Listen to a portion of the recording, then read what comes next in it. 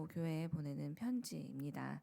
버가모는 소아시아에서 가장 먼저 이 황제 아우구스투스를 위한 신전이 건축되었던 도시였어요. 이 말은 곧 로마의 어떤 도시보다도 이 로마 제국의 어떤 도시보다도 황제 숭배에 가장 열정적인 도시였다는 의미입니다.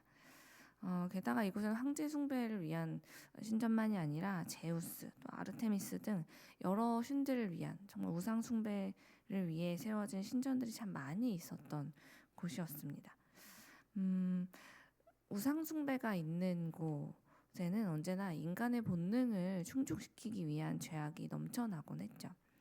사람이 만든 신이라는 것은 아주 분명한 목적을 가지고 만들어지기 때문에, 그래서 인간이 의도하고자 하는 것을 채워주기 위해서 만들어지고 그래서 존재하기 때문에 항상 우상의 신전에서 일어나는 일들은 보통 인간의 말초적인 욕구에서부터 시작해서 내면 깊이 도사리고 있는 욕망까지, 즉 인간의 쾌락과 욕망을 충족시키기 위한 행위들이 제사라는 이름으로 자행되곤 했습니다. 신을 위해서 하는 일인 것처럼 신의 이름을 빌어서 합법적으로 그 신전에 찾아가는 사람들은 자신들의 욕구와 본능을 채우는 일들을 신의 이름으로 그곳에서 밤이나 낮이나 행했다는 것이죠. 그러니 이 우상을 위한 신전이 도시 곳곳에 가득했던 이 버가모의 분위기가 어땠을지 상상하는 것은 전혀 어렵지 않습니다. 도시 어디를 가도 자리 잡은 신전들에서 성적인 타락이 일어나고 있었고, 또 그 많은 신전에서 나오는 여러 우상에게 바쳤던 제물을 먹는 것이 버가모 사람들에게는 너무 자연스러운 문화였다는 것이죠. 따라서 이런 문화 속에서 거룩함을 유지한다는 것, 예수 그리스도를 믿고 거룩하게 살아가는 건 너무나도 어려운 일이었을 겁니다. 오죽하면 13절에 보면 버가모에 대해서 그곳은 사탄의 왕자가 있는 곳이다 라고 말씀하실 정도였거든요. 그러나 버가모 교회가 대단한 것은 이런 사회적 분위기 속에서도 그들이 바른 믿음을 지켜나가기 위해 애쓰고 또 애썼다는 것입니다. 버가모 교회 성도들은 이런 분위기 속에서 믿음을 지키려다가 안디바라는 아주 충성스러운 교회 리더가 순교를 당하는 아픔을 겪었습니다. 하지만 이들은 이런 큰 아픔과 힘듦을 겪을 때에도 믿음을 저버리지 않아서 우리 주님께 칭찬받은 교회였습니다. 그러나 너무 안타깝게도 이렇게 황제 숭배, 우상 숭배를 잘 거부하면서 믿음을 지켜내던 버가모 교인들이 14절에서 책망을 받기 시작해요. 그들이 믿음을 이 순교의 위험 속에서도 잘 지켜냈던 이들이 왜 책망을 받게 되었는가에 대해서 14절과 15절은 이렇게 설명하고 있습니다. 제가 현대인의 성경으로 읽어드릴게요. 그러나 내가 너에게 한두 가지 책망할 일이 있다. 너희 가운데 발람의 가르침을 따르는 사람들이 있다.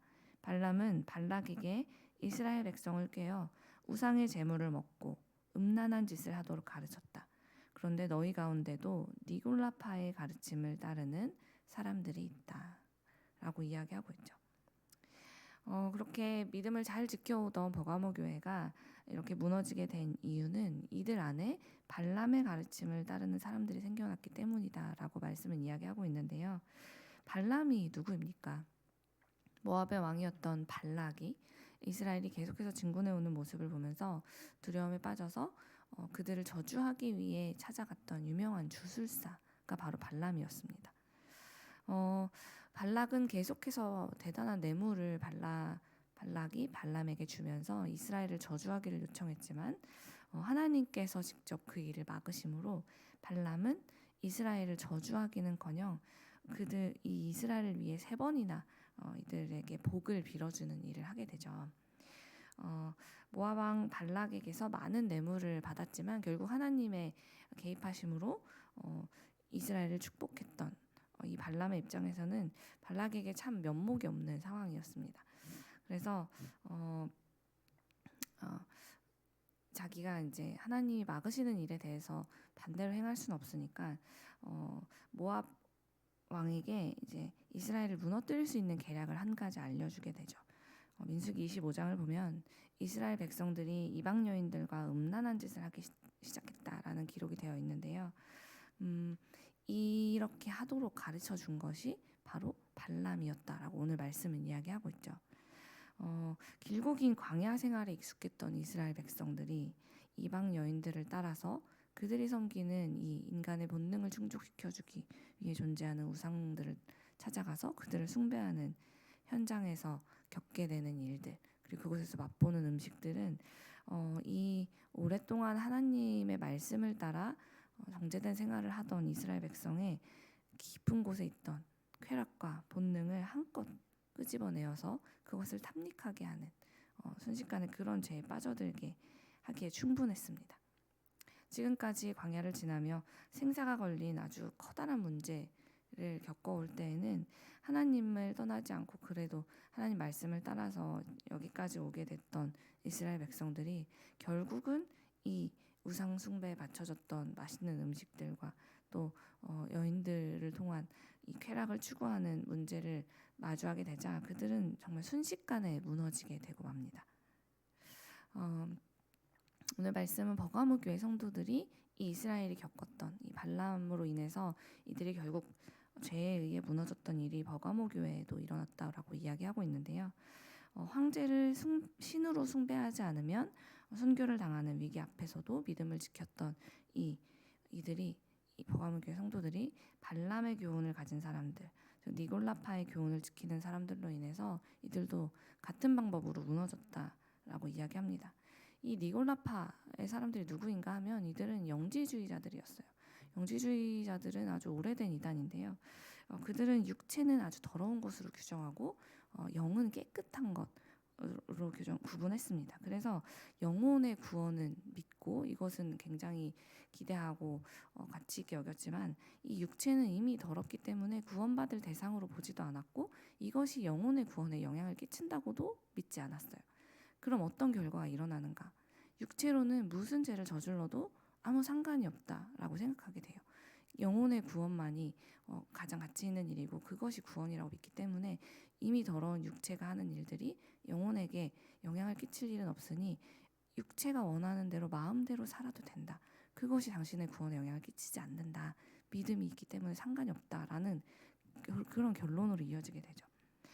하나님께서는 영이시고 영혼 구원에 관심이 있으시니까 더러운 육체로 너희가 무슨 짓을 하든 그것은 별로 신경 쓰지 않는다라고 가르쳤다는 거예요. 요즘 우리에게 적용한다면 세상 사람들이 다 불법을 저지르고 불륜을 저지르는데 우리만 교회 다닌다고 너무 곧게 살면 사회생활하기 힘들지. 주변 사람들이 그런 우리 때문에 불편해하지 않을까? 적당히 우리도 그런 문화에 좀 편승하고 너무 뻣뻣하게 서 있지 않으면서 그들의 문화에 대해서 그냥 암묵적으로 동의해주고 또 음주가무에 참여하고 분위기 이상하지 않도록 만드는 정도로 우리가 살아가도 구원받지 못하는 건 아니잖아. 그런 거 다 해도 우리가 마음으로 하나님 믿고 있으면 하나님이 우리를 향해서 너는 천국 못 간다라고 하지 않으시잖아. 오히려 사람들에게 밉상이 되고 불편함을 주는 사람이 돼서 전도하기 어려워지느니 이렇게 그들에게 적당히 맞춰주는 것도 하나님이 그렇게 뭐라고 하시진 않을 거야 라고 말하는 것과 같은 그런 신앙생활을 결국은 하게 되었다는 거죠. 사랑하는 여러분, 유혹과 시험은 우리가 고난과 환난의 정점을 지날 때 찾아오기보다는 오히려 우리가 이렇게 세상 사람들 속에서 그들과 다르지 않은 평범한 모습으로 살아가고 있는 그때 수시로 찾아오게 됩니다. 버가모 교회 성도들은 믿음이 약하거나 부족한 사람들이 아니었어요. 그들은 오히려 순교의 위기 앞에서도 믿음을 지켜낸 정말 칭찬받았던 성도들이었지만 안타깝게도 큰 위기와 고난이 왔을 때 무너진 것이 아니라 일상의 유혹에서 무너지고 말았습니다. 주변에서 늘 보기 때문에 수시로 내가 노출되어 있기 때문에 너무 익숙했던 사람들의 말, 그들이 늘 저지르고 있는 그런 행동들, 그 사이에서 어느새 나도 죄에 대한 경계가 풀려버리고 있다는 것을 이들은 인지하지 못했고 어느샌가 그래서 저것도 죄라고 할 수 있나? 교회 다니는 사람도 사실 대부분 다 하고 있는데 이게 그렇게 죄라고까지 해야 되나? 라면서 하나님 보시기에 하나님 이게 죄인가요? 제가 이것을 해도 되나요? 아닌가요? 라고 묻지 않고 다 하니까 나도 해도 되지 않는가라고 자연스럽게 그 길에 서게 된 것. 그 결과 이들은 처음에 믿음을 저버리고 어느새 주님의 책망을 받는 죄의 자리까지 와버렸다는 것입니다. 사랑하는 여러분, 이 자리에 모인 우리도 버가모 교회 성도들과 같은 유혹과 시험에 날마다 노출되어 살아가고 있습니다. 버가모 교회 성도들은 순교의 위기도 버텨내는 그런 믿음을 가지고도 결국 이런 시험 앞에서 무너지게 되었는데, 우리는 하물며 어떻겠습니까? 그런 순교의 유혹조차, 그런 위기조차도 아직 겪어보지 못한 우리가 발람의 유혹 앞에서 넘어지지 않을 수 있을까요? 우리가 그 위기 앞에서 넘어지지 않으려면 어떻게 해야 할까요? 오늘 말씀은 우리에게 이렇게 명령합니다. 16절과 17절 말씀을 읽어드릴게요. 그러므로 회개하라. 그렇지 않으면 내가 속히 가서 내 입의 칼로 그들과 싸울 것이다. 귀 있는 사람은 성령님이 여러 교회에 하시는 말씀을 들어라. 신앙의 승리자에게는 내가 하늘에 감추어둔 만나와 흰돌을 주겠다. 그 돌에는 받는 사람 외에는 아무도 알 수 없는 새 이름이 새겨져 있다. 오늘 말씀은 우리에게 이야기하고 있습니다. 그러므로 회개하라. 그리고 또 귀 있는 사람은 성령님이 여러 교회에게 하시는 말씀을 들어라 라고 말이죠. 사랑하는 여러분, 우리가 이 일상에서 수시로 겪게 되는 유혹으로부터 우리의 믿음을 지켜낼 수 있는 방법은 이렇게 성령님께서 우리에게 하시는 말씀에 늘 귀를 기울이며 살아가는 것. 그래서 하나님께서 회개하라고 하실 때 회개할 수 있는 용기와 영적인 예민함을 가지고 주님 앞에 나의 틀어진 방향을 다시 바로잡을 수 있는 그런 시간들을 계속해서 내가 마련해 가고 주님 앞에 나를 계속 들여다보고 내 방향을 바꾸어가는 것, 그것이 바로 우리가 이 일상에서 찾아오는 유혹과 시험에 넘어지지 않는 비결이라는 것이죠.